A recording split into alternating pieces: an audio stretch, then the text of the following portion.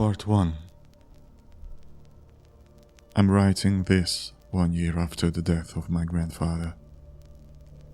He was about to turn 103 when he finally succumbed to the on-again, off-again battle with cancer he had been fighting for 20 years.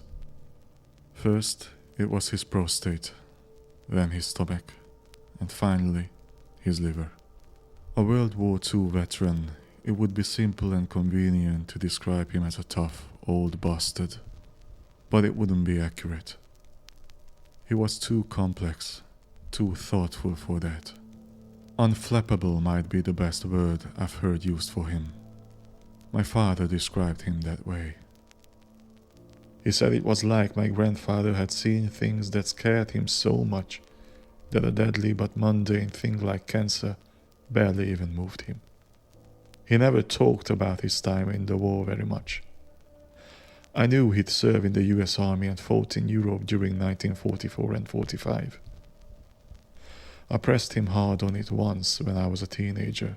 Eager to hear about an explosive battle or extreme bloodshed, I pestered him until he silenced me with a look I had never seen in a man before or since. It was like he was staring at me from someplace else, somewhere thick with forbidden knowledge I was better off without. Then he said something to me I've never forgotten. If you keep asking questions like this, you'll have to share a burden with me no one else will understand. I'm strong enough to live with it, but I don't know about you yet. What's an awkward middle school kid supposed to say to that? It was the first time my calm, genial grandpa, who normally had answers for everything, truly frightened me. It took almost another 30 years, but he eventually did decide to let me in on what he saw, albeit posthumously. Once he knew the end was coming, he took an old journal out of storage and had it wrapped and set aside for me until he passed. It covered a year of his life, starting after the Battle of Berlin in May 1945, when the Allies forced the Nazis' unconditional surrender, until sometime in 1946, when he was assisting with the reorganization of post-war Germany. A particular section was bookmarked and labeled with a pair of sticky notes that read, "I investigated a Nazi-occupied castle in 1945. For 80 years my story was too dangerous to tell, and, grandson, do as you like." I got to reading it the week after the funeral. It was bizarre and read more like something out of a mid-century horror novel than a war journal. Upon finishing, I understood why he had kept this account to himself for so long. If true, and my grandfather was not one to fabricate or seek attention, it had the potential to threaten much of what we think we know about the war, and even the human race. If taken seriously, it could also piss a lot of people off. My grandfather decided it was better not to share, but now he had passed that decision on to me. After deliberating for a year, I have made a different choice. I'm going to share an excerpt from my grandfather's journal here, where it will either be dismissed as fantastical ravings of a delusional, young war veteran, or it will be believed. His story follows. From the Journal of Jack Mikan, 2nd Lieutenant, United States Army, 4th Infantry Division, July 20th, 1945. On the orders of Major General Barton, I traveled to the small village of Wewelsburg, 50 miles east of Dortmund and 80 miles southwest of Hanover. I was tasked with investigating reports of strange behavior among the villagers. The area's focal point was Wewelsburg Castle, a former SS sanctuary rumored to be the site of occult activity. The 83rd Armored Battalion seized the castle in April. After the 83rd departed, German civilians looted it of anything the SS had not previously taken with them. But when reports of hysteria and sickness later emerged, the general became concerned that remnants of the SS had returned to Wewelsburg. I did not have orders to enter the castle. Instead, Corporals Case and I were to interview and assess the villagers and report our findings to the general staff. I knew a platoon of 20 to 40 soldiers could be sent if the castle needed retaking. I saw myself as an odd choice for the assignment at first. Corporal's Case reminded me that I spoke the best German of any American he knew. He was right. My ability to speak fluently with the villagers and my understanding of local history and customs might be all that was needed for now. The war in Europe was over, but the army's resources were spread thin sorting out the mess Hitler had left us. We arrived in Wewelsburg at 1100 hours. The weather was sunny and clear, the hottest day of the summer to that point. The village had suffered little damage during the taking of the castle 3 months before. The only telltale sign of fighting was the collapsed roof of a one-story municipal building and patchwork repairs to cover up fire damage to several two-story houses. The castle loomed nearby on a low, wooded hill at the edge of the village to our west. The stone structure was in the shape of a triangle with 3 straight wings 4 stories high and 3 circular towers 5 stories high. The north and south towers were intact, but the southeast tower was in ruin with its top 3 stories demolished in a failed attempt by the SS to destroy the castle before they fled. I find it odd they wanted to destroy it. Wewelsburg Castle had no strategic significance. Its purposes were purportedly educational and ceremonial. What could be they hiding, I wondered. No sooner had we exited the car than a very curious thing happened. A villager, a tall man in his 50s, wearing a Hamburg hat, approached us from one of the buildings. "Are you not of the soil?" he asked in some of the most polite, cheerful German I'd ever heard. "I'm sorry, but I don't know what you mean," I said to him, also in German. "This place, it is strange." "Are we all of the soil?" he replied. The man looked at us with an unusual, idyllic expression. A slight smile with the mouth closed and the eyelids pulled back into their sockets. "Are you from around here?" I asked. "Is this village your home?" "Around here? Of the air?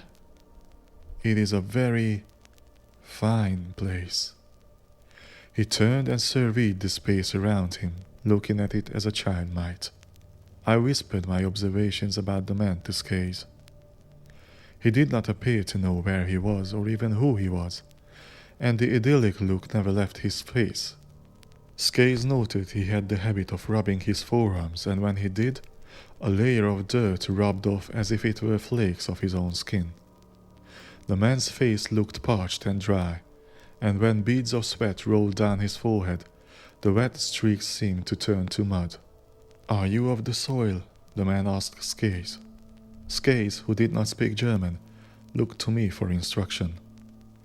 "Let's move along," I said, "and see if there are more like him." We walked around him down the village street.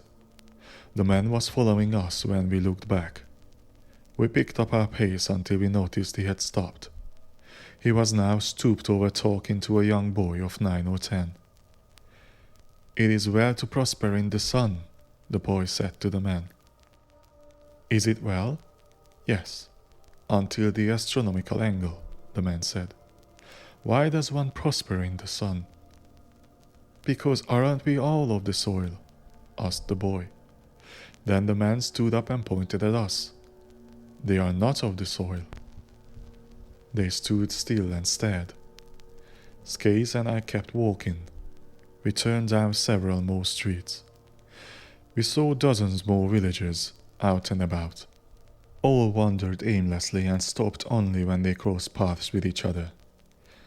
Without exception, they exchanged bizarre pleasantries about soil, sun, air, trees, and blood. Some of these greetings were phrased as questions while others came as statements. There was no observable pattern. One would make a statement, then another would nod along with a question or offer another statement, seemingly unrelated to the first. "The blood runs thick when we are among the trees." Are we among each other when we are among the trees? Yes. Is it well to be among the trees? It is well to be of the blood. Are you of the soil? They would go back and forth like so, then carry on. Even I became confused trying to translate their conversations for Skaze.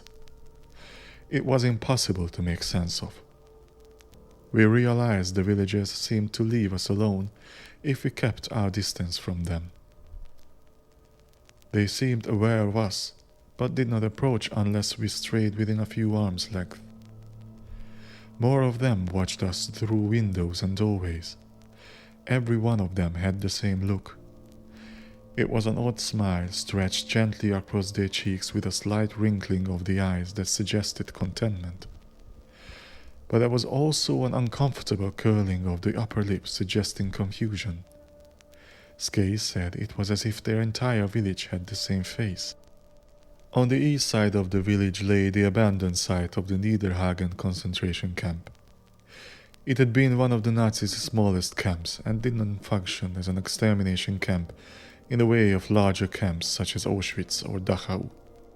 The inmates' conditions were still barbaric, but its primary purpose had been as a labor camp to expand and redevelop Wewelsburg Castle to suit Heinrich Himmler and the SS's liking.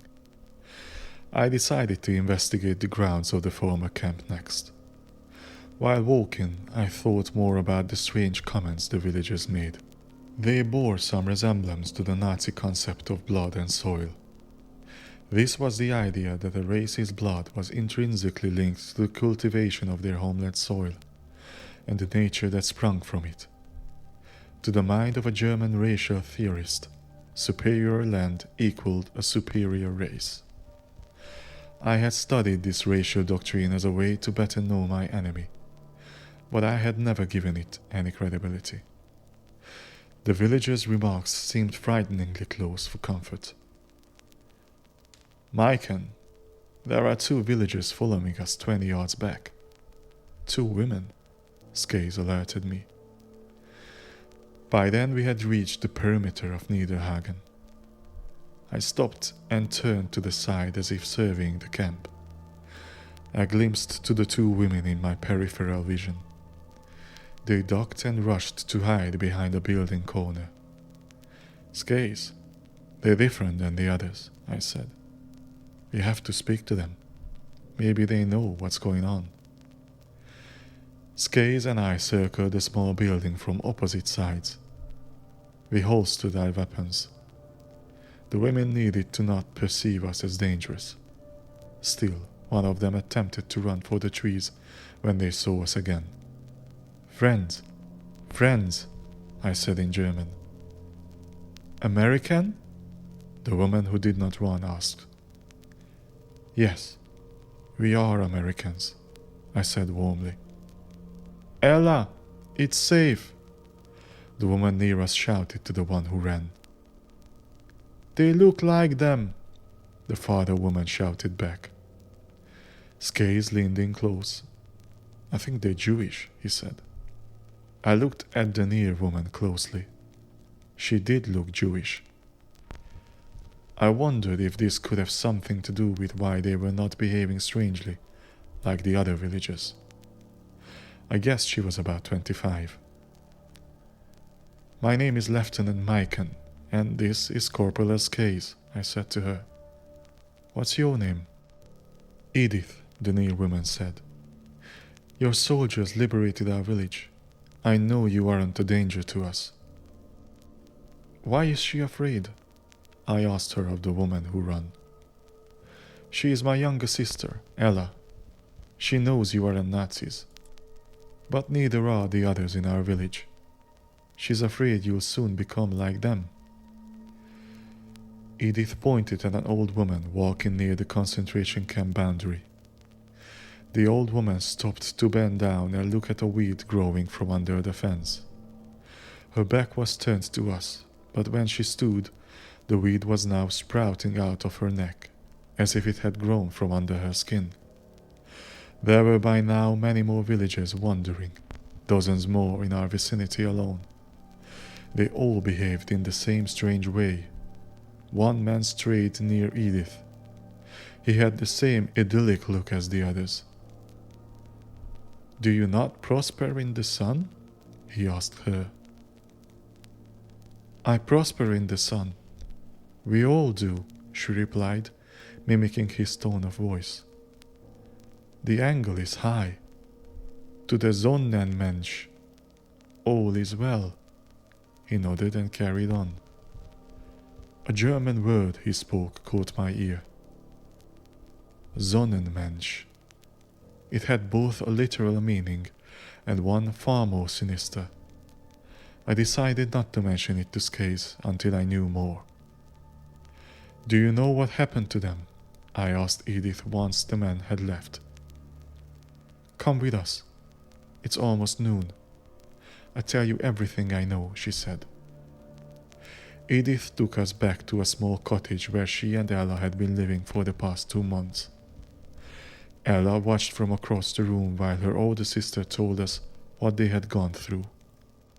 They had not been inmates at Niederhagen. Nazi policy was to intern prisoners at camps away from their homes. Prior to the war, Edith and Ella had lived their entire lives in Wewelsburg. Her family was evicted in 1938 and relocated to a ghetto in Kassel. Then in 1942 they were forced to move again, to Buchenwald, a large concentration camp 160 miles east of Wewelsburg. Their parents died there while the sisters were kept alive to mop floors, sew clothing, and please the SS guards. The 9th Armored Battalion liberated Buchenwald in April 1945, and by May the sisters had returned to Wewelsburg. Their old family home had been demolished, so they took up residence in this abandoned cottage. Village life gradually returned to normal until the date of June 21st. A neighbor of theirs claimed to see a group of a dozen men sneak into the castle at dawn. He assumed they were Americans, but they did not wear uniforms, so he couldn't be certain. Later that day, just after 1200 hours, everyone in the village suffered something horrible. Edith had been outside when it happened. A series of loud thrumming sounds filled the air, as if the village was some kind of giant radio receiver. She saw people's bodies spasm, limbs flailing, people falling down in the street. She saw one man's head twist so sharply that he snapped his neck and died where he stood. Every man, woman, and child in the village fainted, all at the same time. Everyone, except for Edith and Ella. They, it seemed, were immune. The villagers awoke minutes later. They were shaken and confused, but they carried on with their days after tending to the injured. The situation worsened over the following days and weeks.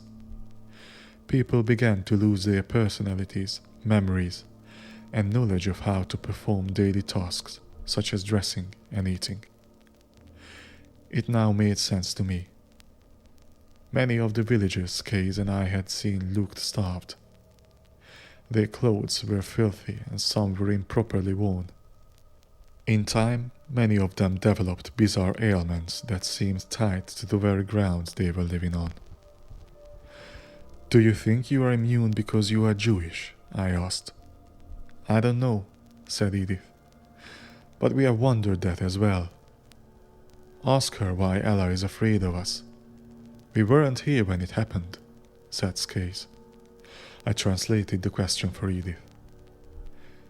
"There's a spirit in the air. It won't enter me, but I feel it," she said. "Ella is afraid if you stay here for long, it will take you too." "Do the others try to hurt you?" I asked her. "Not yet. But if we are outside at noon when the sun is highest and more of them are out, they will try to surround us." "Are you saying they follow the sun?" "Yes," she said. "Exactly." It was why Edith wanted us to come inside with them when we did. It was also why the number of villagers outdoors increased from the time we arrived. By now it was mid-afternoon. The shadows cast on the ground were longer and the number of villagers in the street fewer. Edith and Ella took us back outdoors and around the village. They showed us more people with strange ailments. We walked west across the village to where the woods surrounded the hill with the castle atop it. I spotted a pair of buzzards circling above the castle's north tower, a small species brown in color common to Europe. When we reached the trees, we were met with another curious and dreadful sight. A group of villagers, 6 men and women in all, were stuck to 2 large oak trees.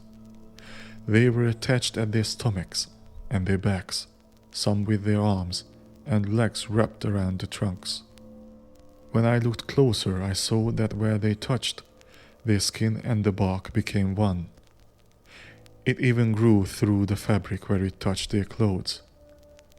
But their faces still had the idyllic look shared with all the others. "Can they be freed?" I asked Edith. She shook her head. "At first, but not any longer." Then they showed us a man on his hands and knees alone in a field. He looked much like the man who greeted us on our arrival, but his condition was more dire. His hands and forearms were inseparable from the dirt and no longer looked like human flesh at all. I doubted he could free himself if he had wanted to.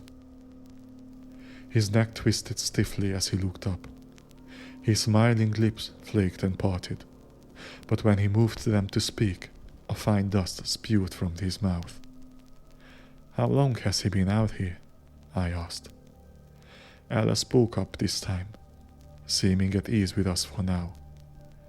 "At least 3 days. The sun is drying him out, but he refuses water." Then a brown buzzard swooped down and landed on the man's head. We scattered back and watched in horror as the buzzard grabbed the man's nose in its beak, snapped it clean off, and flew off into the sky. More dust fell from the open nasal cavity, but the man seemed not to care. "We can't help these people," Skay said to me in English. I nodded to him, then Edith took my arm. "There is one more we have to show you," she said with a grim look. They took us back across the village in the direction of Niederhagen to a cottage much like theirs. Once I saw the villager inside, I understood why they had shown us this one last. The villager was a woman named Margaret, older than the sisters, but still of childbearing age. She was naked and lay on her side on a wooden table. From her mouth grew a branch or a vine leading out a window to a tree abutting the cottage. The vine must have grown straight through the woman's innards, as it came out her anus, sprouting leaves or vines. Skaze and I both had to look away. Worse still, she was pregnant, and the fetus grew externally on the woman's side. I saw a head, hands and feet, all growing within a translucent layer of the woman's skin. The baby's father sat calmly still on a chair across the room. He was one of the villagers without a visible ailment, but the eerie, idyllic expression was still present. "It is well to be of the soil, the trees, the blood," he said to us. "Do you know the Sonnenmensch?" There it was again, the word that frightened me. "We need to contact the general right away," I said to Skaze. "We have to go back to our car," I then told Edith. "Not now," she replied. "It's almost dusk." "Why?" Skaze asked in English. "What does that matter?" "The astronomical angle," shouted the father while pointing out the window. It was the second time I had heard that phrase as well. I couldn't tell if he understood Skaze or if he had noticed the position of the sun coincidentally at that moment. "What happens at dusk?" I asked. "Something happens to them. They become crazy. It's not safe," said Ella. "They are already crazy," I replied. We have to radio our general. Don't leave us. Help us, said Edith. We're going to get you help we can't give on our own. We won't leave. I promise, I told her. Skaze and I left the cottage and trekked back to the car we'd parked in the village center. Twilight was waning fast. The villagers had been out in numbers at noon and dwindled afterward. Now, with night approaching, they were out in the streets again. We avoided them by moving quickly. Once at the car, I radioed HQ and briefed the staff sergeant on what we'd seen. I used less remarkable descriptions than I would have preferred. I needed the situation in Weversburg to sound plausible. If I described it in detail, I'd risk not being believed. Then finally, I had a piece of information I insisted I deliver to Major General Barton personally. This is Barton. Go ahead, Lieutenant, the General said after a delay when the sergeant fetched him. General, I fear the situation here is more serious than we thought. Multiple villagers have mentioned a major Nazi war criminal, the Sonnenmensch. Sir, I think we've located the Solar Man. I had already told Skaze what I knew about this man on the way to the car. His name was Wolfgang Müller, and he was an Oberführer in the SS, a high officer's rank between a colonel and a brigadier general with no direct US Army equivalent. He was the most infamous senior SS member whose whereabouts remained unknown after Germany's surrender. His nickname referred to his habit of burning men alive. He was known to burn POWs, Jewish people, and even men under his own command who failed to perform to his standards. The saying was, like the sun, if you got too close to Müller, you burned. The general told me to stand by. As we did, the number of villagers in the street around us doubled. It was difficult to tell if they were surrounding us as Ella had worried, or if they were simply following the vanishing sun. The little remaining twilight was behind the castle directly to our west. The sight of their dozens of eerie, idyllic faces gave me a shiver. The general's voice came back over the radio. Maiken, I'm sending a squad to your location, one specially equipped to deal with things like this. Your orders are to remain in Weversburg until contacted tomorrow by Captain Pettit of the 14th Army. He'll brief you further once he and his men arrive. Do not enter the castle or attempt to find Müller on your own. Copy that, General, I said. I put down the radio. Skaze and I traded nervous looks as the last traces of twilight disappeared beneath the horizon. Once the sky had blackened, a tall, brunette woman near us threw an arm across her face, leaned back and screamed. It was the loudest, most blood-curdling scream I'd ever heard, even after 2 years of fighting on the front. More villagers followed, screaming, shrieking and moaning, dropping their peaceful expressions and thrashing their bodies about like victims of a rabid plague. We have to get inside, Skaze shouted over the cacophony. Stay in the car, we'll head for the sister's cottage, I shouted back. I climbed into the seat and turned a corner, narrowly avoiding running over a manic villager. More of them swarmed the car. I'd gotten used to their strange daytime behavior, but this terrible panic was different. I feared not just for our own safety, but for theirs. The last thing I wanted was inadvertently injure or kill any of them. I hoped Edith and Ella were safe too, and that they could provide us with shelter until morning. Part 2. My grandfather's journal was the strangest thing I'd ever read. I had trouble believing it myself at first. Only once I took time to reflect did I realize it was not written as an official report to give to his general. It was handwritten in a plain notebook, free of any US Army markings. I now understand he wrote it for himself so he'd remember as much about the Weversburg incident as possible. I believe it was his intention to present it to the world one day whenever he thought people were ready to hear it, a day he sadly never thought came. The more of it I read, the more I understood his decision and, frankly, even began to agree with it. I'm still grappling with whether making it public is the right choice. I hope I'm not making a mistake. From the Journal of Jack Mikan, 2nd Lieutenant, United States Army, 4th Infantry Division, July 20th, 1945. We drove through the village until we reached the sister's cottage. I had to drive slowly. It was night and the whole village population was in the streets. I did everything I could to avoid hitting them, but they were running around frantically, screaming and bumping into the car from every side. There were too many for me to listen to any one of them, but between their screams I heard phrases of coherent German. The people had gone raving mad, but their nonsensical talk of soil, trees and sun seemed to have stopped. Edith ran outside when she saw our car pull up. "What's happening to them?" I asked her. "Mikan, look out!" she shouted. I just stepped out of the car when a woman came barreling down the street at me. My children, what happened to my children?" she wailed. I managed to step aside before she ran into me, flailing her arms and letting out another blood-curdling scream. She was the same tall brunette we had seen in the village center, the first person to go rabid after dusk. "Help me grab her! Take her inside!" I shouted. Skaze and Edith rushed to my side. Together we held onto the shrieking brunette and pulled her into the sister's cottage. Ella shut the door behind us. Skaze and I let go of the brunette so the sisters could guide her to sit down on a chair. "Did she follow us all the way here?" asked Skaze.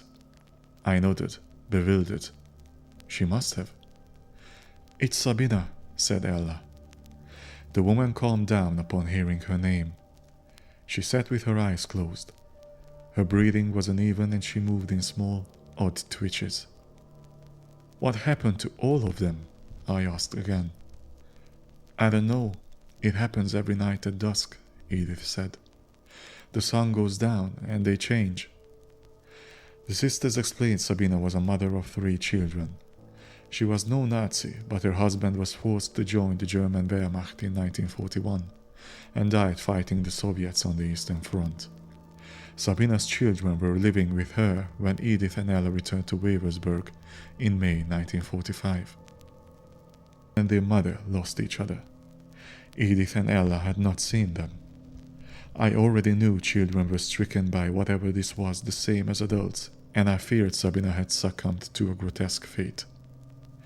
Then Sabina started to speak. It was clear, but dreamlike. "I want to see my babies. Find them for me. I want to hold them."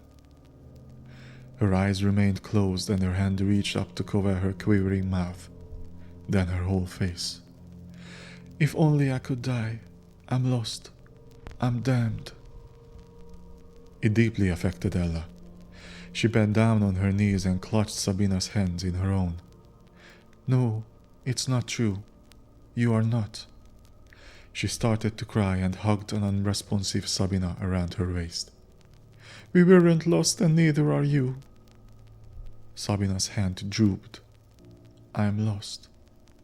I'm lost." Edith pulled Ella up. Ella wiped her face. The 4 of us sat in silence for a while, observing Sabina for any other strange signs, but she remained still. It was as if there had been an intermission in the spell hanging over the village, but the people had not returned to normal. Outside we could still hear other villagers screaming and running amok. Skaze and I were fatigued and the sisters were a wholly different kind of tired. They had been dealing with this alone for weeks, after spending years in a concentration camp.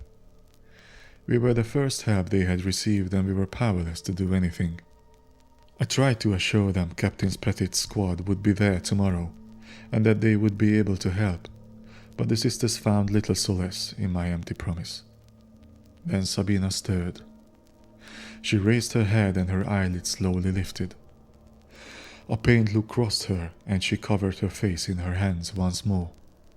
She let out 4 short breaths as if crying, leaned her head back, and focused her eyes upward while rubbing her jaw. She dropped her hand, leaving a single tear running down each cheek. Her lips quivered, her nostrils flared, and she gritted her teeth as her mouth gradually formed an expression that was truly chilling. She tilted her head to one side, then up, then slowly brought it across the other side, all the while holding a frozen grin that bared her full set of teeth. Her eyes continued to gaze upward as if looking at something invisible to the rest of us. It was different than the idyllic look we had seen earlier.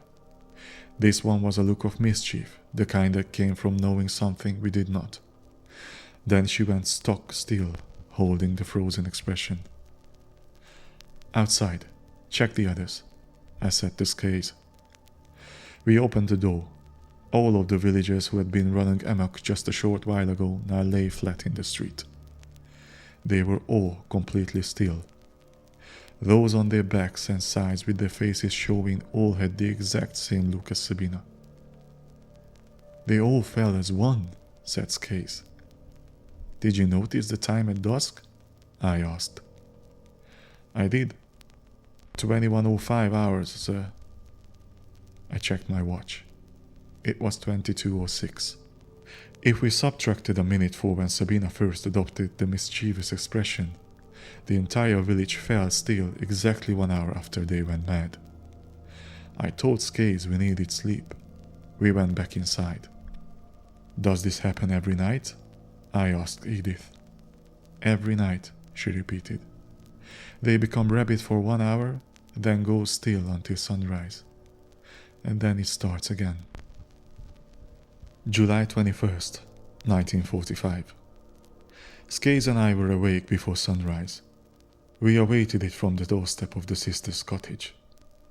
The villagers stirred when the first rays appeared over the treetops to the east. One by one, and then all together, they stood up from where they had lain in the street. They resumed walking, crossing paths with one another, and exchanging odd pleasantries just as they had been when we arrived the day before. Sabina opened the door and came outside. I stopped her. "Sabina, do you know where your children are?" She looked at me with the same face as the others and said, "They are up the soil." It no longer seemed to bother her. I got out of her way, and she walked out to the street. She had been heartbroken the night before. Now her children's fate was of no concern. Captain Petit's squad from the 14th Army arrived at 10:20 hours. I met them in the village center and showed them back to the sisters' cottage.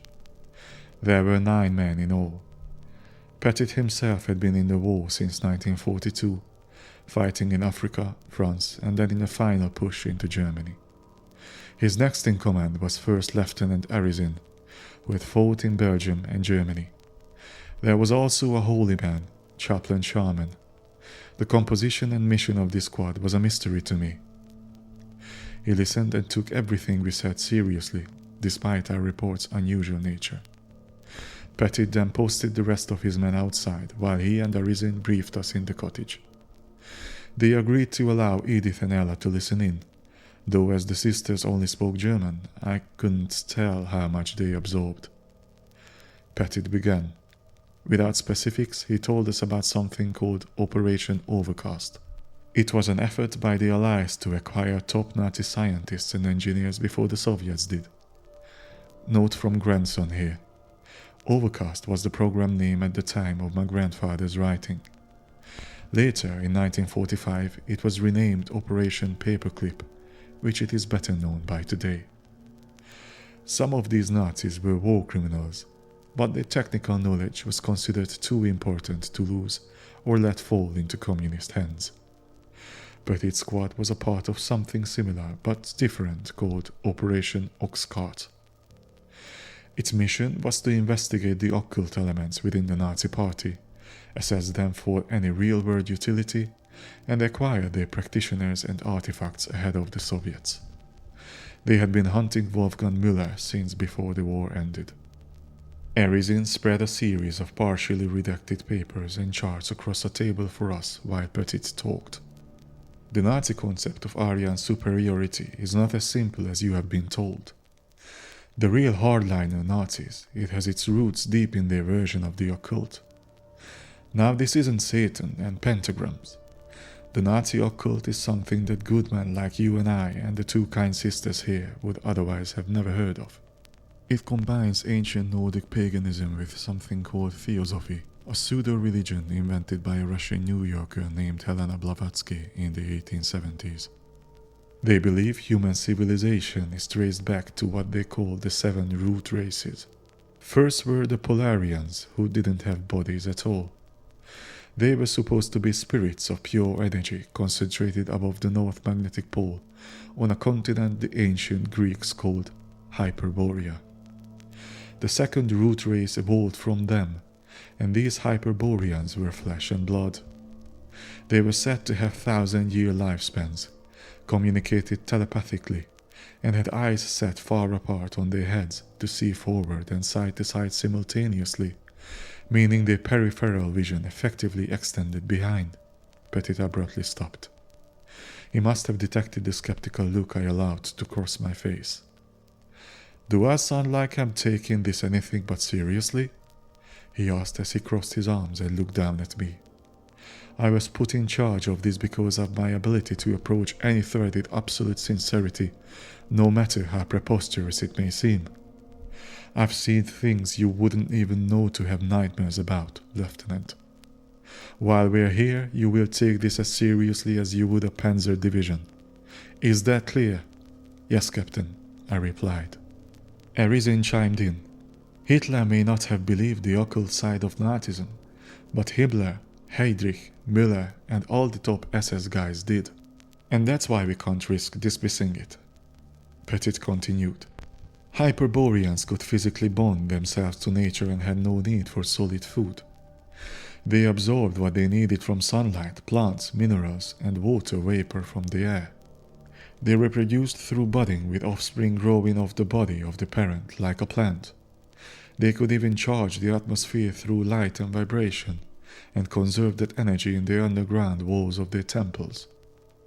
A great cataclysm of some kind eventually destroyed Hyperborea, but the survivors became the third root race on a new continent known as Lemuria. They moved south away from the pole, thereby losing some of their Hyperborean abilities. This process occurred 2 more times, with the Lemurians giving way to the fourth root race, the Atlanteans, and the Atlanteans to the ancestor of modern Europeans.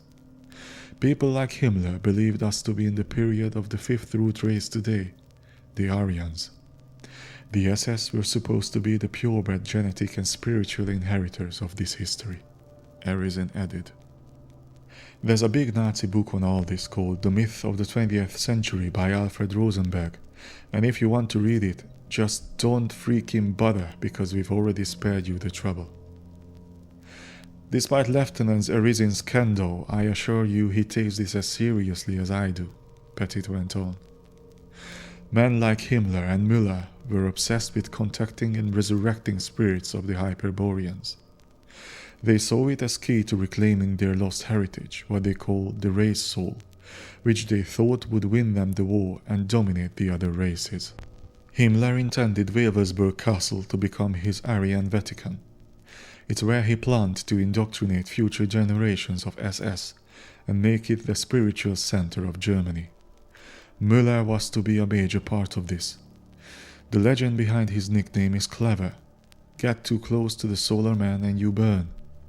But the truth goes deeper. The SS claim Müller has an unusually pure strain of Aryan blood, and they allegedly traced his ancestry to a line of ancient Teutonic knights. Going even further, they believe he is a descendant of Hyperborean nobility, and that he possesses a clairvoyant memory that allows him to see and experience what his ancestors did hundreds of thousands of years ago. If the SS were planning a ritual to resurrect the Hyperboreans, Müller would have been key to any attempt. His nickname is a tribute to the importance of the sun in Teutonic pagan ceremonies and in Hyperborea, where it stayed above the horizon year-round. Maiken, You said these two women told you the change first came over the village on June 21st. Do you know the significance of that date? No, sir. Pettit gave a knowing look. The 21st was the date of this year's summer solstice, the day when the sun is highest relative to the equator, with the most daylight of the year. I wondered, could Pettit be right about everything? Could Wolfgang Müller have gone to Wavelsburg Castle on the 21st to perform an occult Nazi ritual that was somehow to blame for everything we had seen in the village and was still hiding in the castle now? I had no other theory of my own. However, part of me questioned some of the facts Pettit presented. While the 21st being the solstice had not occurred to me, I knew enough about basic astronomy to know that the sun was only fully above the horizon at the poles from the spring to fall equinoxes. Not all year. I wondered if Pettit and his squad were taking the idea of Hyperborea too seriously. Pettit then spoke to Edith and Ella in fluent German, surprising us all. I don't know why what's affected the others hasn't affected you, but Müller is as bad as they come. After everything you've been through, the last thing I'd want is for him to find you. I can arrange to have you taken elsewhere, anywhere you want to go. The sisters shared a look but didn't need to discuss it. We're staying, said Ella. Edith nodded. We've been told to leave our home too many times. We're not afraid to stay. Pettit nodded back. While I disagree with your decision, I respect it. It's your right to stay. The briefing ended soon after. Pettit sent a recon team of 3 men to the castle ahead of the rest. His plan was to breach the castle at 1400 hours. Skaze and I were now part of the operation. Our objective was to apprehend Müller and any other SS remnants inside, determine if a ritual to contact the Hyperboreans had been performed, and collect any evidence of it. How can we be sure that what happened to the villagers won't happen to us? I asked Pettit. That's what the good chaplain is for. Chaplain Sharman here is closer to the Lord than any man I know. We were now in the village center with the rest of Pettit's men. Chaplain Sharman put a hand on my shoulder. The God I know would call this root race occultism an abomination. He saw Captain Pettit and I through Morocco, Algeria, D-Day, and the Bulge. He'll see us through this. I noticed the canvas field pack Shaman wore on his back. It wasn't for carrying weapons, and I could tell there was more than just a Bible and food rations inside. I wondered if there was anything Pettit and his men were still keeping from us. The recon team returned shortly after. They reported seeing no SS men or any armaments around the castle. If the SS were inside, they seemingly did not intend to hold it as a defensible position. We moved on the castle at 1400 as planned. Pettit and Arisen led us on foot up to the tree-covered hill onto a stone bridge that curled left over a dry moat to the entrance on the castle's east wing. The double oak doors had been smashed open when the 83rd rolled through in April, and they remained that way now. We proceeded into the triangular central courtyard with our M1 rifles ready. There were 3 stories of windows above us, but no movement. We proceeded through a door at the base of the southeast tower. The knob had curiously broken off. Whoever was inside had not bothered to secure it after breaking in. The halls were silent. Only bare hooks and nails remained on the walls. There were no tapestries, artwork, or relics. Anything the SS didn't remove when they fled ahead of the 83rd had since been taken by the American soldiers or German civilians. Unlike the day before, this day was cloudy with the imminent threat of rain. The electricity had been cut months before, and many of the windows were broken and boarded up. Light became scent, and several of us turned on flashlights. My skin tingled. The air felt thick and produced a subtle thrumming in my ears. Skay said he felt it too. We navigated a sharp corner. "Captain," one of Petit's men in front of me spoke up. "Look at this." We all stopped and turned our flashlights at the same point as his. There was a human eyeball embedded in the granite wall.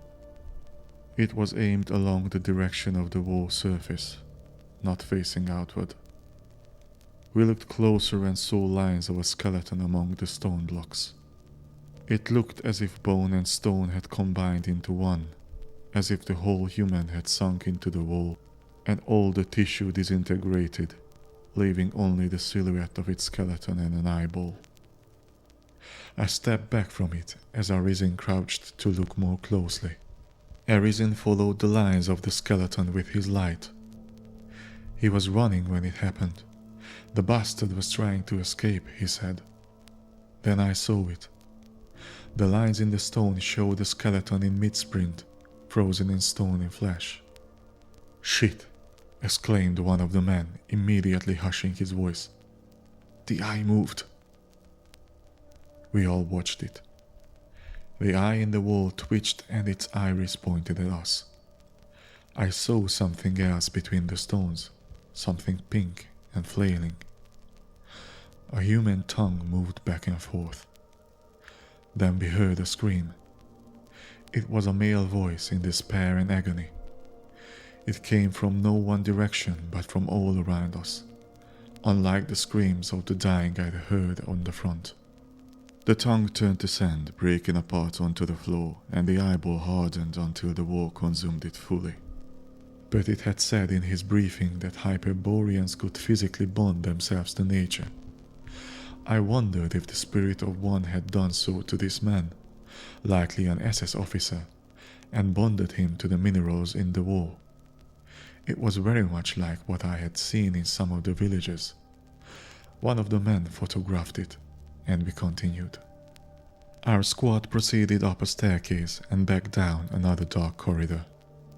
There were no sounds of the living, only more of the unpleasant thrumming sound. We cased the long east wing back and forth down the length of the corridor on each floor, entering rooms and working our way up from the second floor to the third. We found spent bullet cartridges, trash, burnt papers, and broken furniture, but nothing that pointed to an occult ritual. The thrumming came and went, but each time it returned, the sound grew more precise. Eventually, it sounded like a baritone voice speaking strange single syllables I cannot describe. The voice came from no particular direction or source. It was all around us, wherever we went. At the end of the corridor on the third floor, we entered the North Tower. The towers were circular and the North Tower was the widest of the three. We passed through an antechamber and into what Petit called the General's Hall. The thrumming voice ceased when we entered. This large room was brighter, with 12 narrow windows spaced between 12 columns encircling the round hall.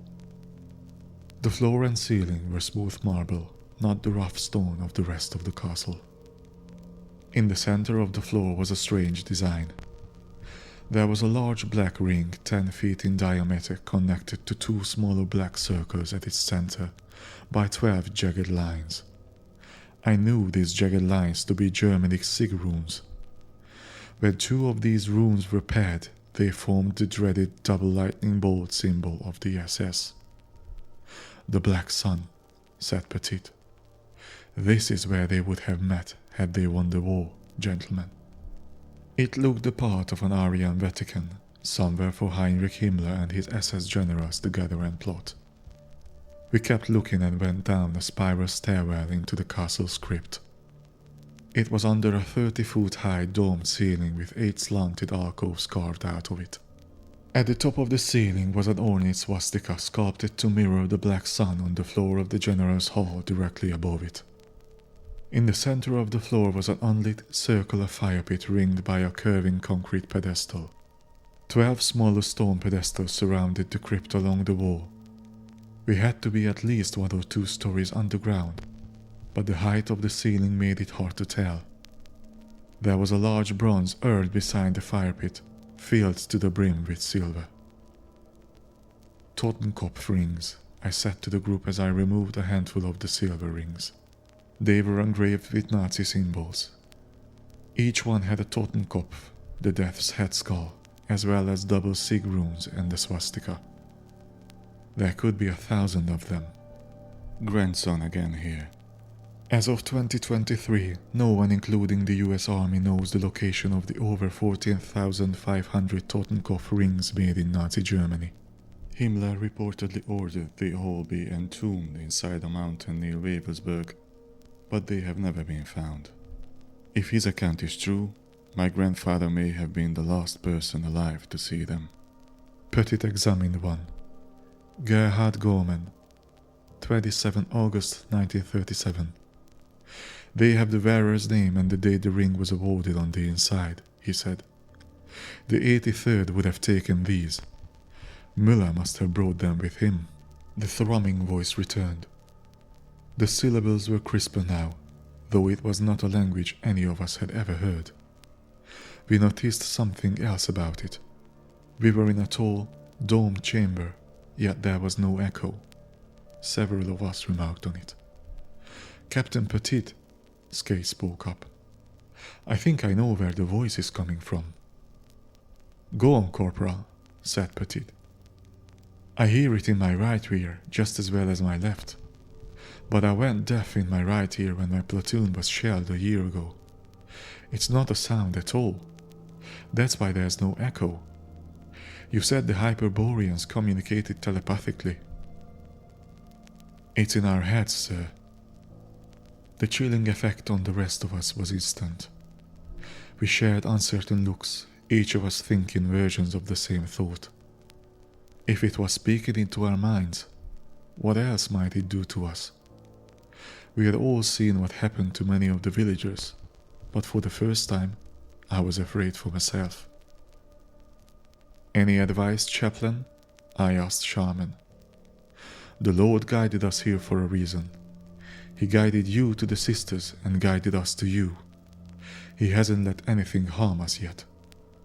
He quoted something from the Bible. Fear not. In this world you will have trouble. But take heart. I have overcome the world. Petit told us to keep moving. Our objective was still to locate Müller, and we had more of the castle to search. We went back up the spiral staircase and checked up and down the corridors of the west wing. We found strange mounds of dirt and rock. We found a large growth of moss in the rough shape of a human body stretched across the floor, as if the man it used to be was crawling away, desperate to escape his fate. We found 6 such oddities in all, the seeming remains of men that had been reduced to the elements. There were surely more to be found in the rest of the castle, and our chances of finding Müller dwindled. But then, in another dark spiral stairwell between the 2nd and 3rd floors of the southwest tower, he found us. Petit held up his hand. We all stopped. Arisen moved up beside him and the rest of us fell in line behind them. We heard footsteps above us, the kind made by combat boots. A voice spoke to us in German from around the curve of the stairwell. Welcome to the center of the past and future world, it said slowly in a tone that sounded like a very loud and harsh whisper. Oberfuhrer Müller, we have retaken the castle. I have the men and guns to apprehend you and any man you have left, Petit said back in German. You are Americans, the hissing voice said in English. Your accent is like sandpaper to my ears. I could tell you the same. I'm Captain Petit of the United States Army. The war's over. Let's not make this bloodier than it has to be. We heard the footsteps coming closer. I tightened my grip on the M1. Then we saw him. Wolfgang Müller came around the curve of the wall. He was unarmed with his palms open at his sides, but I gulped when I saw him.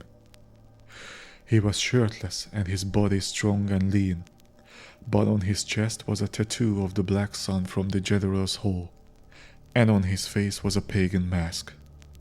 There was a faceplate made from an animal's skull rimmed with fur and straw. Sprouting from the top on one side was an antler, and from the other side a jagged tree branch.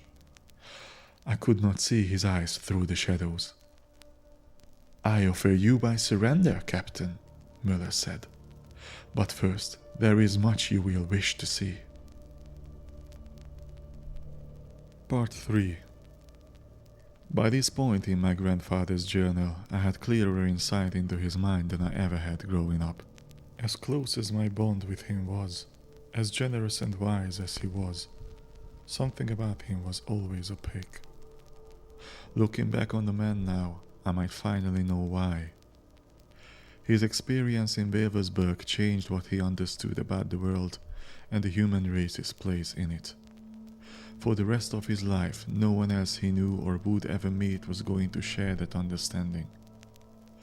Despite the large extended family he eventually had, in a way, it must have made him a very lonely man.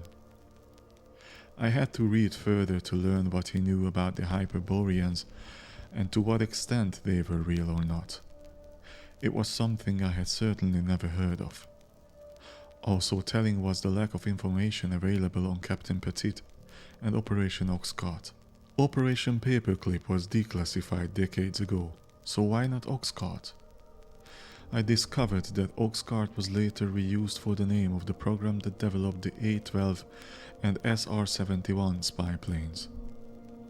Did the United States government paper over an operation to utilize the Nazi occult with another classified program? And if so, what did they want to hide? From the Journal of Jack Mikan, 2nd Lieutenant, United States Army, 4th Infantry Division. July 21st, 1945. Petit and Arvisin handcuffed Müller's arms behind his back. Müller did not resist. He insisted on taking us up to a chamber on the 5th floor of the southwest tower. Petit went up first, leading the way with his M1 ready. Arvisin and I followed behind him, bookending Müller between us. I kept my Smith & Wesson revolver trained on him in case he tried anything. I was afraid of him after everything I had heard about the Solar Man since I first stepped foot in Germany a year ago. That was before I had ever heard the word Hyperborean. Now I wasn't just afraid, I was terrified. I don't know why Petit let him keep the pagan mask on. Despite his confident demeanor, maybe even the captain feared removing it. Müller had another tattoo, this one down the middle of his back. It looked like a tree trunk with 2 crosspieces atop it that could have been leaves, wings, or the hilt guard of an ornamental dagger. The Nazis abhorred tattoos. I wondered why Müller was different. The southwest tower was not as wide as the north tower with its crypt and general's hall. Müller's chamber at the top of it was a barren, circular room with 4 small windows. By 1620 hours, storm clouds had darkened the sky. We sat Müller down on the floor in the center. Several of us surrounded Müller while Arvisin took others back downstairs to search the remaining chambers and corridors. Petit examined Müller's few belongings. There was a simple cot, a leather carry bag, a stock of Wehrmacht field rations, and a pile of strange, old and new books. There was a ceremonial SS dagger and a Walther P38 pistol. Petit picked up the gun and ejected the magazine. It was loaded, but Müller had chosen not to use it. Müller's eyes stared up at me through the holes of his mask. I don't know what I expected, but they were merely human. Petit crouched in front of Müller. "A lot of men have been after you for a very long time, Wolfgang, but now I have you. I don't know how much you've heard, but everyone who mattered to you is finished. Hitler, Himmler, Goebbels, dead. Göring, Dönitz, Keitel, Jodl, Speer, Kaltenbrunner, Hess, all in our custody. Surrendering was the right call. This is where it all ends for you. What I'll determine is how. You can either be useful to us or you can join the rest of them. I know all about what this castle was planned to be for the SS. What are you doing back in Wavelsburg? The mask tilted sideways while Muller studied Petit back. Man can be finished, but a movement never dies. To the Führer, National Socialism was only a political movement. He was mistaken. It is far, far more than that. It is a spiritual movement. I'm here to complete it. What do you mean? The war took time and resources away from our research at Wavelsburg. Had it not, we would have accomplished what I am doing now years ago. Petit smirked. You don't expect me to believe you were against the war, do you? Of course not. The war was necessary. But it is a paradox that fighting it ensured we could not accomplish the true spiritual goal. You came back to perform a ritual, didn't you? Petit picked up several of the books. See, I've read these too. Rosenberg, von Liszt, Blavatsky. I know what you're trying to do. That's what this mask is for. What happens if I remove it? Müller cocked his head again. I would remove it for you, if it were not for these handcuffs. And we can't have that now, can we? Said Petit. He took the mask in both hands and lifted it from Müller's head. The most striking thing about his face was how forgettable it was. While a prototypical Aryan in every way, there was nothing about his eyes, nose, or jaw to distinguish him. It was the look of a German everyman who would disappear in a crowd if not for his height and build. One expects to feel something cold when confronted with the face of evil. One expects to feel something cold when confronted with the face of evil. But in Wolfgang Müller, I felt nothing at all. Petit passed the mask to Chaplain Sharman. Disappointed, Captain? Asked Müller. You expected a monster? Beware they who come to you in sheep's clothing but inwardly are ravenous wolves, quoted Sharman. Arisen returned, holding something in each hand. We found these, he said, placing them on the floor in front of Petit. The first object was another pagan mask, similar to but different from Müller's. There are 11 more, just like his. And then there's this. He nudged the second object with his boot. It was a solid gold cauldron, 20 inches across and 12 inches deep. It had human-like faces as well as trees and strange animals forged into it. Petit and his men traded knowing glances. It seemed they knew what it was, while Case and I did not. Müller stared at it, bittersweet. You and your men tried to contact spirits of the Hyperboreans, didn't you? But something went wrong, Petit continued. We found your men and they were in bad shape. What happened, Müller? Müller spoke, taking turns looking each one of us in the eye. There is so much you Christian men do not understand. Christianity is an evil arisen from Judaism that reduced we, Aryans, to slaves, and made us weak and docile. I have knowledge, memories of my Teutonic and Saxon ancestors. I was there when the Christian king Charlemagne drove them from their homes and destroyed their customs. Now they cross the great Irminsul, the blood and soil cross which I wear upon my back, will topple the Christ's cross again as the German people rediscover the pagan gods the church suppressed. I was there in Hyperborea before the ice swallowed it. The Hyperboreans perceived the natural truths of the universe and took their wellness from the elements of the earth. I have their memories too, memories of a people in perpetual gladness and contentment in a place where the sun did not set and nourished the land all year. You're wrong, I interjected, taking the others by surprise. The place you speak of is impossible. I know a thing or two about astronomy. The sun doesn't set at the poles only between the spring and fall equinoxes. It's below the horizon for half the year. Müller smiled, then let it gradually fade. No, Lieutenant. It's you who are wrong, as all of these men will now learn. When the sun falls below the horizon, it begins the period of astronomical twilight. The sun may be hidden, but its rays nor reach the polar sky yet. Until November, until astronomical dusk when it reaches 18 degrees beneath the horizon. The continent saw but 77 days of night when the Hyperboreans slept until astronomical dawn in January. I had no response. I felt discredited and humiliated in front of the other soldiers.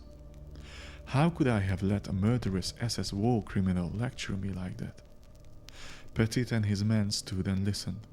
Rebuking Müller did not help their mission. They were here to study him. Müller pontificated on how ancient Greek philosophers Hesiod, Herodotus and Pindar wrote about Hyperborea in the 7th and 5th centuries BC. He invoked Pliny the Elder, who referred to it as the land beyond the north wind.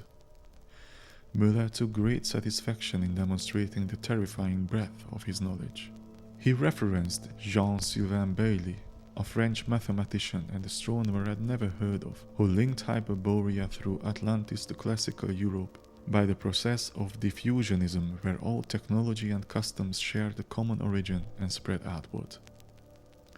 With the destruction of the rest of the Nazis, Müller believed he alone was on the cusp of bringing on a supernatural revelation that would possess the German people and transform society into a monolithic, eternal structure. It started to rain. Wind and water began to batter the castle. Müller's voice grew bolder and throatier, and the sense of dread he instilled in me grew worse. During the Ice Age, the Aryan built his spiritual and bodily strength in the hard fight against nature, arising differently than other races who lived without this bountiful struggle. We know all these people, from Hyperboreans to the Teutons, had one sign in common: the symbol of the sun. Their societies were built on light. Human culture and civilization are inseparably bound with the presence of the Aryan. If he dies or declines, the dark veils of an age without culture will descend on this globe. It was appalling and terrifying and became hard to listen to. Petit told Arisen and I to come down to the floor below with him. "What do you think?" Petit asked. "He's a zealot," said Arisen. "A staunch Nazi to the end. I think seeing everything he worked for destroyed did something to him.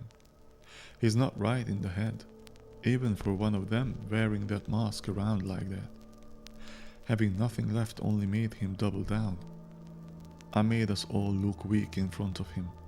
I'm sorry, Captain," I said. Arisen looked me in the eye. "We won the freaking war. He lost." "Maiken, do you connect anything he said with what you saw in the villages?" Petit asked. Müller's talk about the sun and the earth's elements could explain the physical deformities some of the villagers have. They're actually becoming the nature around them. He said the Hyperboreans were perpetually glad and content. That's just how the villagers act. They're deteriorating and changing, but all they can say is how well they are. I paused and thought back. The only time when they didn't was when one of the women, Sabina, cried for her missing children. She was distraught and coherent, but only briefly, when the sunlight was gone. It all began to come together for me. That's what Müller said too. Hyperborea was only dark for 77 days after astronomical dusk. The villagers went mad and fell asleep once the sun was 18 degrees below the horizon. When we isolated Sabina from the rest, she briefly became sane, at astronomical dusk. "I've heard enough to come up with a theory," said Petit. "Chaplain," he shouted up the stairwell. Shaman came down and joined us. Petit told him, "Show Lieutenant Maiken what's in your pack." Shaman took the canvas field pack off his shoulder. From inside, he removed a second metal cauldron nearly identical to the gold one Arisen found in the castle. This one was made of silver and showed heavy signs of wear. It had the same strange faces and iconography, but was clearly much older. Shaman explained it to me. "This is the Gunderstrup cauldron, made in the Iron Age, around 300 BC, by the Celts or another ancient Teutonic people who used it for ritualistic practices. It was discovered in a peat bog in Denmark in 1891. The Danes kept it out of the Nazis' hands once they learned Heinrich Himmler was looking for it. The gold cauldron you saw upstairs is a near reproduction forged by a German metallurgist named Otto Gar. Himmler couldn't get his hands on the real thing, so he settled for a replica. Unfortunately for him and Müller, it didn't work, said Petit. The SS was unable to finish their plans for the castle before the war ended. What I propose is that Müller located the Gar cauldron and brought it back to Wewelsburg Castle with him. Then on June 21st, the day of the summer solstice, he and his men performed a pagan ritual to contact spirits of the Hyperboreans. But without the Gunderstrup cauldron, the real one, something went wrong. Instead of resurrecting the Hyperborean, containing it and communicating with it, the spirit of one was released and went on to plague all the people living in the surrounding village.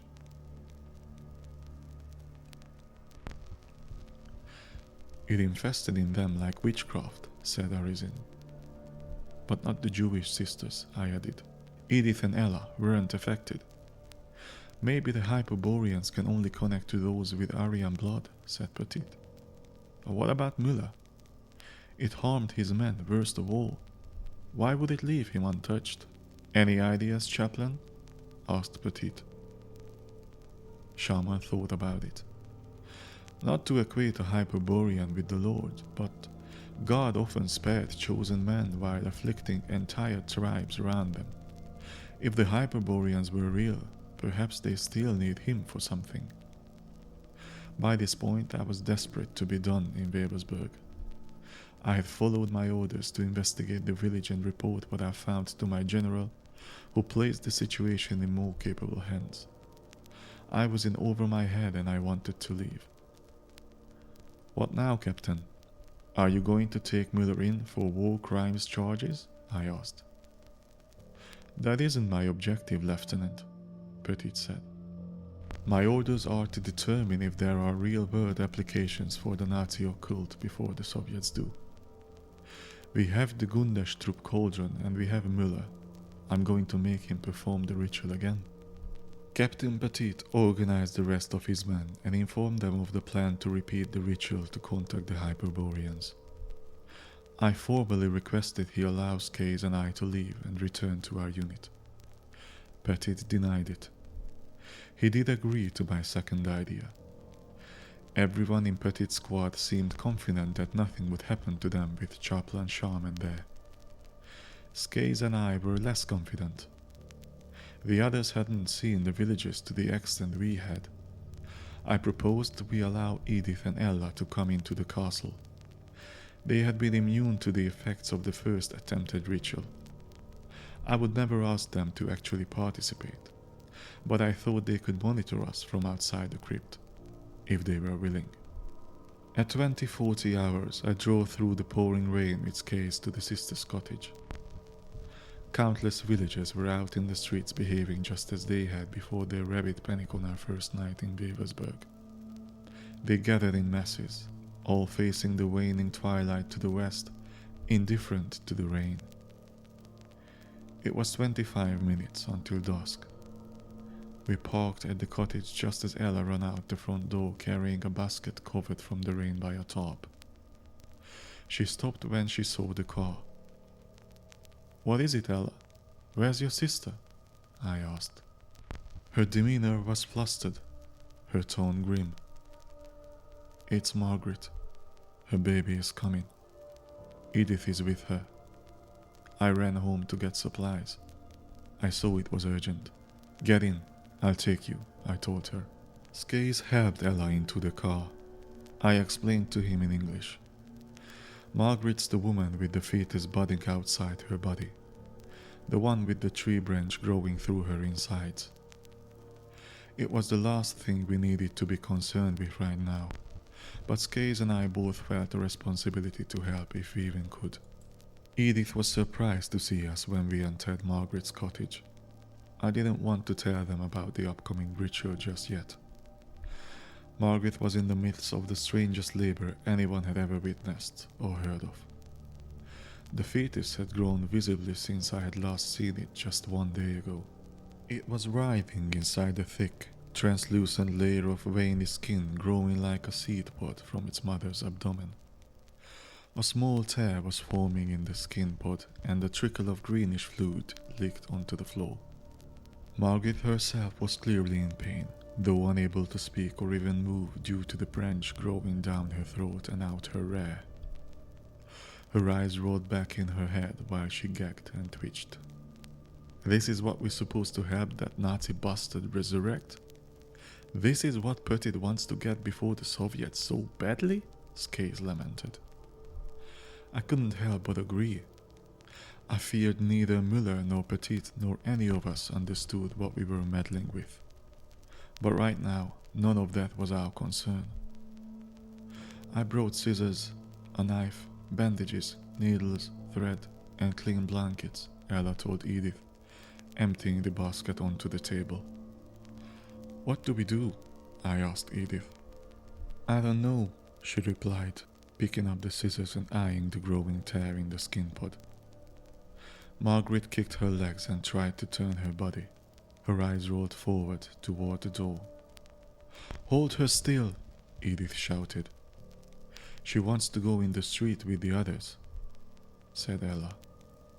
Skays checked his watch. 2 minutes to dusk. I relayed it to the sisters in German.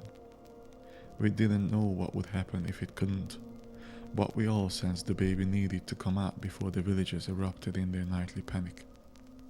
Margaret kicked and moved again.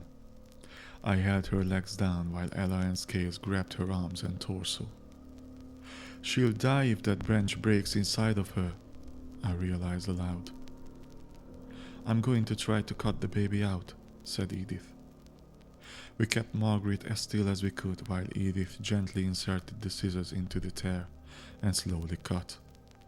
We kept Margaret as still as we could while Edith gently inserted the scissors into the tear and slowly cut. More clear, greenish liquid spilled out than Margaret's own blood from the splitting skin. You're cutting too deep, Ella said, worried. I don't know what else to do, said Edith. None of us did. She cut along the length of the skin pod, bit by bit. Had we not needed to restrain Margaret, perhaps we could have cleaned the wound and stemmed the bleeding. But Edith's forearms were soon awash with a mix of blood and green fluid. Then, suddenly, she reached inside the pod.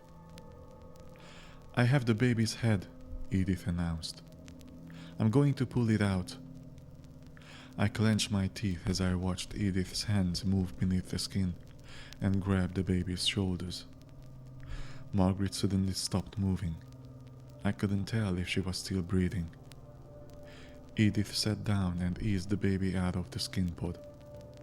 Her clothes were now covered in the pod's fluid. Then the baby was out. It was male.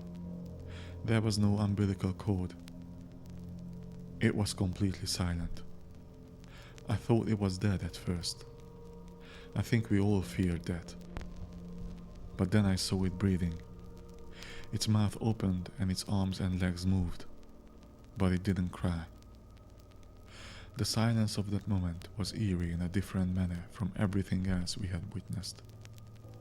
Ella dried the baby off and wrapped it in a blanket. Edith lay down on the floor, relieved and exhausted. Then we heard the screams. The villagers outside shrieked and moaned. We saw their shadowy silhouettes out the window, running amok in the street. Dusk had fallen on Wavelsburg once again.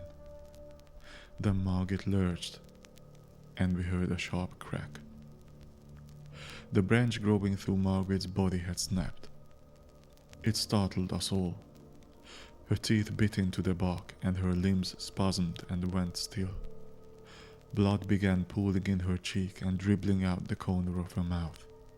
More trickled down the vine at the end of the branch growing out her other end. None of us spoke. We washed up and gathered a short while later. Ella swaddled the baby, who was still eerily quiet. Edith had changed clothes. Skaze and I were now late getting back to the castle. I didn't know what kind of reaction to expect from the sisters when I asked them about returning there with us. Ella especially was unsettled by the idea. I repeated that I was not in any way forcing or guilting them to comply. I said if they chose not to, I would drive away and none of us would ask them again. I even told them that after it was over, I would guarantee an army doctor would come to help the villagers. I knew only one of them could come. One had to stay with the baby. Ella chose to stay behind, while Edith agreed to come with us. Ella pleaded with her not to, but Edith was committed. Maybe she appreciated my kindness, or she felt indebted by the US Army for liberating Buchenwald and ridding them of the Nazis. Maybe she worried my promise to send the doctor was contingent on her agreement despite my insistence that it wasn't. Regardless, she hugged Ella goodbye and got into the car. Wewelsburg Castle awaited us. Part 4. My grandfather's journal demonstrated how as a young man he was not yet the hardened, imperturbable elder I knew. He was still in his 20s at the time he wrote it, but what I found most telling was that the war itself seemed not to be the transformative event for him. It was Wewelsburg. Fighting the Nazis had certainly made a capable man out of him, but whatever happened in that village and in that castle affected him more profoundly. It scared him in a way the battlefield never had. Reading the journal also allowed me a window into his conscience. While he didn't state it directly, I sensed him weighing a heavy, ethical question as he listened to the things Müller said, and he prepared to go into the ritual. Was this the burden no one else will understand my grandfather warned me about when I was a teenager? I needed to know. From the Journal of Jack Mikan, 2nd Lieutenant. United States Army, 4th Infantry Division, July 21st, 1945. Everything was ready at Wewelsburg Castle by 2200 hours. The storm let up, but the rain clouds that blotted out the stars looked to linger into the night. Müller was still handcuffed when we walked him from his chamber in the southwest tower to the General's Hall in the north tower. Petit's men had already prepared everything as Müller instructed. The Gundestrup cauldron, the authentic silver one, was at the center of the black sun symbol on the floor. Beside it was the text of the ritual itself, printed in an official Nazi party book with a solid wooden cover featuring the black sun on the front and double sig runes on the back. The book was intended to look old, but like the gold cauldron, it was entirely of modern construction. Arranged around the silver cauldron were 4 more items found elsewhere in the castle: a wooden crate, a wooden spear with a metal blade, and a pair of swords. The old-looking weapons were of unknown vintage. Flames flickered from small torches mounted to each of the 12 pillars around the circular hall. Unbeknownst to Müller, Edith was in the corridor outside the room. Unbeknownst to Petit, she was armed with my Smith & Wesson revolver. Petit unlocked Müller's handcuffs. "You're making a wise decision, Captain Petit," Müller said, stretching his arms and cracking his neck. "When this is over, even you will understand what we Germans were so close to accomplishing." Petit did not react. "You sure you don't need the sun for this?" Müller gave a knowing grin. "We did, but not anymore. Have your men stand between each pillar. That space is mine." He pointed to the space between the 2 pillars at the northmost point of the room. "Do as he says," Petit instructed. Skaze and I followed Arizin, Shaman and the rest of Petit's squad. Müller spoke once we were in place. "There are 11 of you. With me, 12. It is fitting this is the exact number required. This was fated." He opened the crate and held up a smooth, varnished tree branch slightly over a foot in length. Then he held up a flat stone engraved with a Germanic rune. There were 11 of each, all with different runes, and he handed them to each of us. He then took his spot between the 2 remaining pillars. When I salute, strike the rune stone with the branch 6 times, like this. He struck the stone in his hand with the blunt end of a branch 6 evenly spaced times. He handed the stone and branch to Petit. Then Müller lifted the book. I will read from the Gnosis Boreus, translated to German from Old Norse. Before I begin the reading, 2 of you must cross the pair of swords over the spear of Wotan. Some of us flinched as Müller picked up the spear, but he merely walked back to his place between the 2 open pillars. Maiken, Petit said, nodding at the swords. He and I picked them up from the center of the room and walked up to Müller. He lifted the spear with the blade pointed at the ceiling. Petit placed one sword across it, and I the other. Müller began in English. The flame of the resurrection of the polar and spiritual north, the flame of the Hyperborean, will transform civilizational reality. It will be the final restoration, putting an end to the history of false civilizations. The final victory will grant spiritual abundance, and will see a lost continent rise out of the abysses of the past. A spiritual continent will reappear in the world of men, and a new age on earth will dawn. Aryans, return your swords to the black sun. Petit and I set them down in the center and went back to our places around the room. Müller laid down the spear and opened the book, switching to German. Ancestors, I have tidings for you. The wolf howls, summer thaws, winter has gone, the wind is low, the sun is high, its course is long, the sea runs strongly. Then he made a Nazi salute. We looked at one another, uncomfortable. But then, as if all of us suddenly understood, we raised our blunt, wardished branches and struck our runestones 6 times. It produced a series of loud, hollow echoes in the circular hall. Müller continued. These are my tidings. Blood up to heaven, heaven down to earth. A cup full of earth, mead in abundance.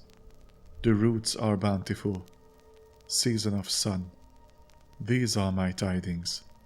He saluted again, and we struck the runestones. Power of the raven be thine. Power of the eagle be thine. Power of the storm be thine. Power of the moon be thine. Power of the sun be thine. Power of the sea. Power of the land. Power of the blood. Power of heaven. He saluted, we struck. The echoes seemed to persist longer each time, making the flames from the torches blow and flicker. The ritual continued like this for some time. I didn't know how long I expected it to take for a spirit to appear, but it evidently would not come quickly. Finally, Müller closed the book. Captain, have your men take their torches and follow me. They may leave their runestones here. Do it, said Petit. We set down the stones and branches and lifted the torches from their mounts on the columns. Then we followed Müller's single file down the spiral staircase to the crypt. Müller carried the Gundestrup cauldron himself. We descended beneath the crypt's 30-foot-high domed ceiling. I looked up at the ornate swastika sculpted at the top of it. I felt a sense of shame for what I was participating in, yet also a begrudging responsibility to root out what this ritual was before it potentially caused more harm than it already had. Müller set the cauldron on the concrete pedestal ringing the cold fire pit across from the urn containing the silver Totenkopf rings. There were 3 bronze bowls, one containing a mound of dirt and another holding pine needles. The 3rd bowl was empty, and beside it a ceremonial SS dagger. Together, the cauldron, the urn, and the 3 bowls were placed equal distances from each other in a circle around the pit. On the 12 smaller pedestals around the wall were 12 pagan ritual masks made from bone, wood, straw, branches, antlers, and wolf's or boar's fur. They were all variations of the mask Wheeler wore when we found him. Rough sticks and tree branches surrounded the fire pit and curved pedestal in an outer concentric ring. Rough sticks and tree branches surrounded the fire pit and curved pedestal in an outer concentric ring. Müller told us to don the masks. Mine fit snugly around my face.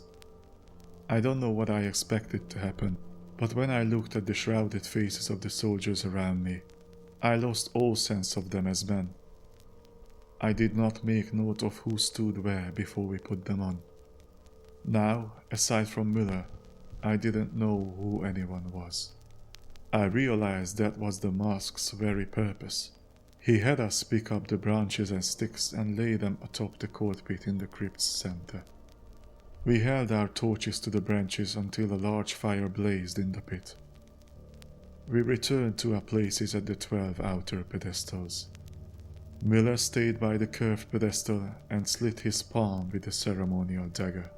He squeezed his hand into a fist and leaked blood into the empty bronze bowl. He instructed us to do the same, starting in a counterclockwise order around the room. I was next to last. The mask's eye holes forced me to focus only on what was directly in front of me, and when my turn came, I stalled holding the dagger. Without considering why, I slit my palm but did not squeeze blood into the bowl. I did it discreetly so no one would see. Once we all had bled and taken our places along the wall, Müller returned to the center. He took a handful of dirt from the first bowl and dropped it into the cauldron. Then he took a handful of pine needles from the next bowl and dropped it into the cauldron as well. He poured the bowl of blood into the cauldron last. Müller read in German from the book by firelight. "The bracken is red, its shape has been hidden. The sun has freed the wings of birds, season of water, season of fire, season of grain, season of fruit. These are my tidings. I call upon the powers that exist in the land, sea and sky. I call upon at the peak of the year." He waved a hand slowly back and forth over the urn of Totenkopf rings. "Let our dead be remembered. Let them find a place at our table. Let them find vitality and ire in our remembering." Müller's voice gradually lowered in volume until it was barely above a whisper. I had to concentrate to hear him. "Hear us, ancestors and honored dead. We have made our offerings. We have spoken our tidings. Remember us. Watch over us through the light of the year and the dark." By then I could no longer hear him. We heard only the crackling of flames, then a low thrumming that grew steadily louder. I watched the men's masked heads look up and around as the thrumming telepathic voice returned. The single syllables began to run together. It wasn't German, nor was it English. It was a language I had never heard at all. One of the 8 alcoves in the dome ceiling surrounding the ornate swastika flashed. Then another, then 2 more, and 3 more. The alcoves glowed on and off at intervals. The shifting light and dark became disorienting. When lit, they were like windows to the outside at midday, but they were not windows, and the night by then was dark. I felt heat radiating down on me. It felt different from the heat of the fire. It felt like the sun. I recalled in Petit's briefing how he said the Hyperboreans could conserve light energy and store it within their granite temples. I wondered, had Müller turned the castle crypt into a form of Hyperborean battery? The orange flames in the fire pit suddenly extinguished. The pine, soil and blood mixture in the cauldron gave off fumes, then a thick smoke and a bright white flame. The light from the alcoves went dark and the thrumming voice ceased. The white flame burned until it consumed the mixture in the cauldron and extinguished. The crypt was now completely dark. If the other man felt as I did, then we were all nervous, but too afraid to move. I heard Muller's voice again, coming from near the cauldron. The circle is unbroken, the ancestors awoken. Hail to the ice and the soil, hail to the root and the branch, tooth and claw, fur and feather of earth, sky, and sun. Then he stopped. The crypt was silent. Then I heard the sound of a body landing on the stone floor. I waited to see if Captain Petit took any action. When he didn't, I turned on a small flashlight I kept on my belt and proceeded carefully toward the center. "Who is that? What are you doing?" I heard Petit's voice say from across the room. I shined my small beam of light on Buller. He had fallen on his back. His mask was still on, and I saw his bare chest rising and falling.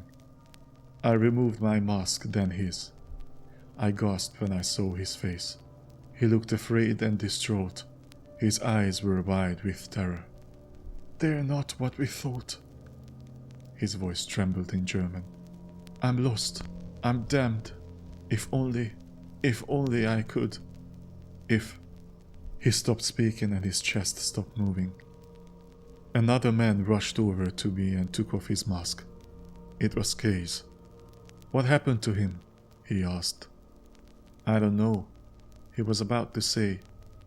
I stopped myself. Something was happening to Muller's face. He lifted his head and focused his eyes upward. His lips quivered and his nostrils flared. He gritted his teeth and his mouth formed a familiar expression that was truly chilling. "He looks just like Sabina," Skaze remarked.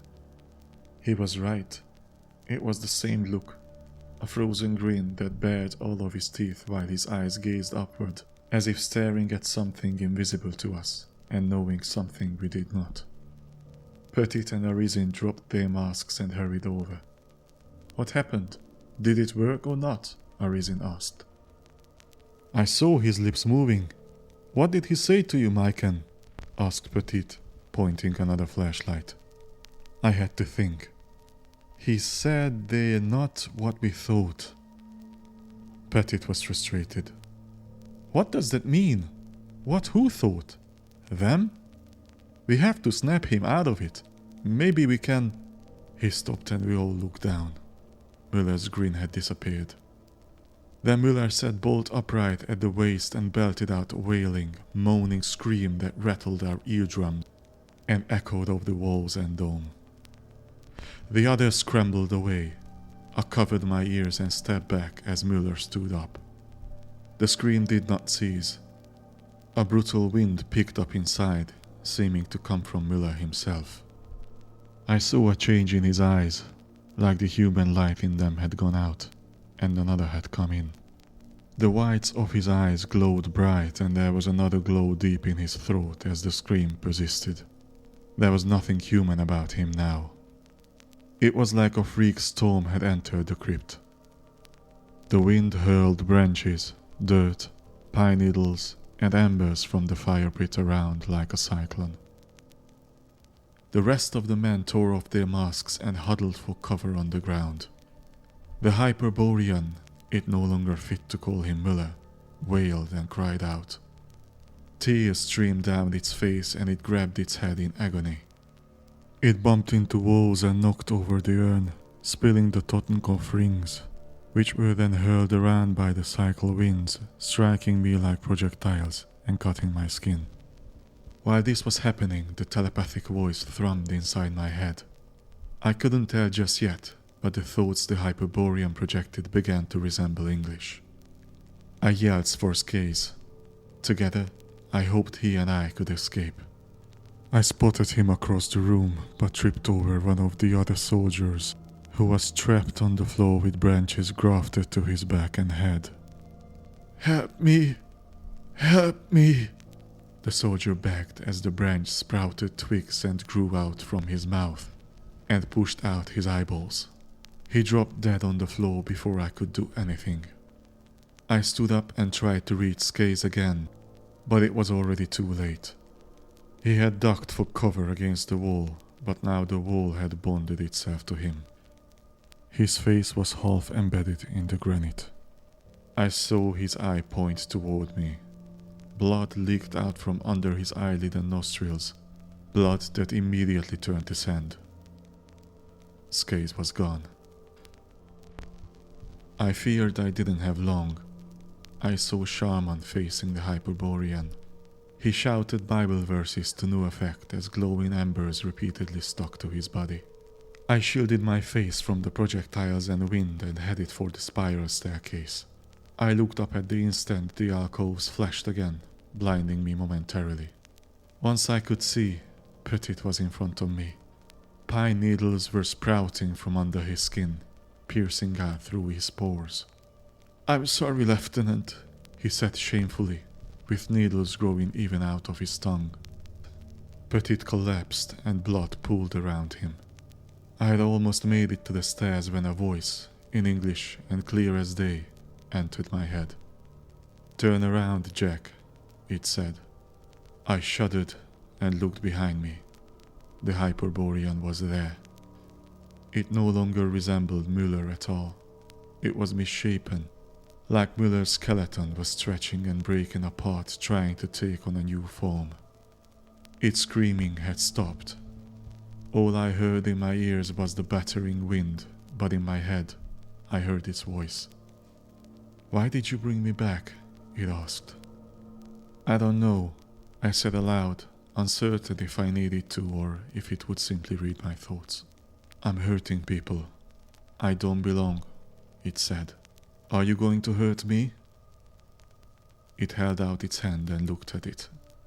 I looked at my own palm. I hadn't added my blood to the others. "Is that why not?" I asked. It didn't answer directly. We had our age, long ago. This world now, it would be better if it forgot us again. I tried to understand. "Are you still Wolfgang Müller?" "I am him, and I am not. Being right about us does not make him right." I tried to think about what it meant. Then the loud crack of a gunshot broke through the howl of the wind. Edith stood behind me at the bottom of the spiral staircase, trembling, holding my Smith & Wesson in both hands with her arms outstretched. I looked back at the Hyperborean. In his chest was a bleeding bullet hole, and on its face was the same idyllic, closed smile I had seen in the villages when I arrived in Wewelsburg. The Hyperborean, Müller, whatever it was now, fell to its knees and slumped over onto the floor. The wind died and the cacophony stopped. I tried to follow Edith up the stairs, but I could hardly walk. Being near the Hyperborean had drained me. She must have dragged me out of the castle as I awoke outside some hours later, having passed out in the wake of the terrible ordeal. From the Journal of Jack Mikan, 1st Lieutenant. United States Army, retired. Addendum, May 1st, 1991. I never received an official debrief after leaving Wewelsburg. Major General Barton informed me that as far as the US Army was concerned, Captain Petit, Lieutenant Arizin, Corporal Skaze, Chaplain Sharman, and 6 others were killed in action driving an SS remnant out of the castle. Anyone in the federal government orchestrating Operation Oxcart never spoke with me. Anything I could have told the press would have sounded too preposterous to believe. Perhaps it was cleaner and simpler for the government to ignore me and disavow anything I might say. I filed an official request to send a doctor, a rabbi and a priest to the Wewelsburg villages, but I don't know if it was ever fulfilled. Edith and Ella may have lived out their days thinking I abandoned them after I promised them I wouldn't. I hope they and the others received the help they needed. I did not return to Germany until after the post-Soviet reunification. I ventured back to Wewelsburg when I did. The castle had been restored, and the town around it, while still small, had grown. I met no residents who still knew of the sisters, and no one who had ever even heard the word Hyperborean. Final note from Jack's grandson. My grandfather's burden is clear to me now. If what he wrote is true, then everything we've been taught about human evolution and the development of civilizations is wrong. Again, he was not an attention seeker and had nothing to gain by writing this account and sitting on it for nearly 80 years. If posting this here gains any sort of traction at all, then the scientific community and historians will be the first to dismiss and criticize it. I think the real ethical quandary is, if what the Nazis believed about Hyperborea is true, is acknowledging that in any way the same as justifying the atrocities the Nazis committed?